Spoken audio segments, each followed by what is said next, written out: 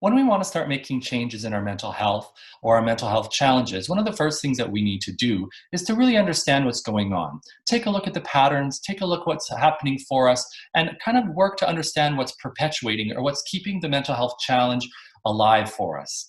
My name is Thomas Brown, and today I'd like to take a look at the cognitive model for depression. If you've seen any of my other videos, I want to just remind you that these videos are designed to be self-help videos, kind of thing like if you pick up a book and a self-help book and you work on it that way. If you're feeling intense emotions and kind of overwhelmed and maybe even unsafe, I really recommend that you call 911 or go to an emergency room somewhere close to you. If you're feeling big emotions that are kind of overwhelming, but you're still feeling safe, it might be time to call a place like Qualia Counseling Services or your own therapist, just to get some help with that. These videos are designed for you to be able to do on your own with situations that aren't really activating for your emotions.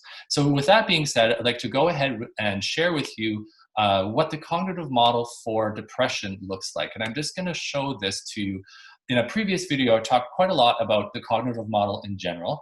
Just as a quick reminder, with the cognitive model, we start with looking at a situation and then we go to our thoughts. And thoughts are bigger than that word, but kind of an understanding of how we're interpreting the situation or the story that we're telling ourselves about the situation. And then that will inform our feelings, behaviors, and physical reactions. The bidirectional arrows in this model let us know that all of these things are linked and influence each other, and that there really can be cycles both positively and negatively. So what does this look like for depression? Well, let's take a look at that. So when it comes to depression, one of the first things that we're going to look at again is our thoughts, right at the top of that model. And you're going to see there that it says loss and worth. So very often people who are depressed or dealing with low moods are going to feel as though they've lost a lot of important things in their life and that their sense of worth is low. These things will pertain to the world around them, to themselves and to others, and even to the future. And when things get really difficult for people who are depressed, they'll often think that the future is quite hopeless. And that's kind of a point when it might be that someone is feeling unsafe or that things are very acute. And that might be a time when people need to go to an emergency room or at least see a therapist. When that's dialed back a bit, loss and worth are what we're going to find for people who are feeling depressed or with low moods. When we've got to go around to the right then for this model, what we'll see is emotions that flow from those types of thoughts, and it's pretty logical, are around sadness and depression, sometimes anxiety, and that might be when we're kind of looking to the future too much. Anxiety and depression are two sides of the same coin very often. But those are going to be the predominant emotions that people are going to feel when they're feeling depressed or have a lower mood. When we go to the bottom there, what we're going to see is a lack of behaviors in the behavior box. So if I am someone who, runs, a couple of kilometers every day, if I start dealing with depression, I'm likely going to stop running, or I'm going to say that doesn't mean much. If I'm someone who used to reach out to my friends a lot, I become depressed, likely I'm going to stop reaching out to my friends. So we're going to see life kind of getting narrower and getting smaller and kind of grinding to a halt.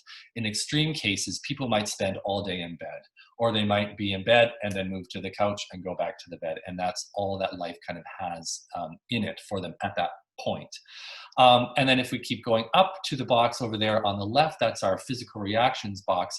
We're going to feel a heaviness in our body. Very often we're going to feel aches and pains. It might come with a tearfulness. It might come with a sense of kind of being agitated. We can't settle. We can't kind of just feel okay in our own skin. And you'll see there that I put the word changes in the bottom of that box. And that is pertaining to a couple of key areas. When people get depressed or their mood shifts lower, often they're going to be a change in their sleep. So they might sleep a whole lot more or a whole lot less than they usually do. Their appetite will change. And again, it might be that they're eating a whole lot more or a whole lot less than they usually do. And very often there's a change in their interest in sex. And so often that will go down. So if you can kind of start putting this all together with me, if someone is thinking life is bleak and there's not much hope or much light in it, we start feeling sad and depressed and down. We stop engaging in behaviors. We call that being deactivated. There's not much going on. And our body is responding with these aches and this heaviness and this lack of energy and a lack of interest even. then it sort of becomes almost a self-fulfilling prophecy, and it starts getting harder and harder to get out of that. One of the first places we look to intervene when it comes to depression and low mood is that bottom box, that behaviors box. And we start encouraging people, even though they don't feel like doing things, to try something. You know, if you used to go for a walk, try that again. Just see what happens. Yeah, you may not feel like it, but do it anyway. We kind of sometimes say fake it till you make it. If they usually would go out on a Friday night, maybe don't go to that club that's so loud and overwhelming, but maybe go out for a cup of coffee or a drink with a friend and start re-engaging with life. We talk about getting activated again. Go and see what there is out there so that at least you're getting a little bit of positive reinforcement. And often that is a good first step to getting kind of that cycle turned around so that things can start feeling a little bit better for you.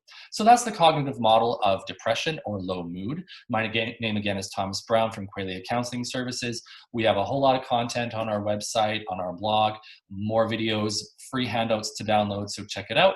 Also check us out on other social media platforms, Facebook, Twitter, and other platforms as well. Thanks a lot. I'll talk to you again.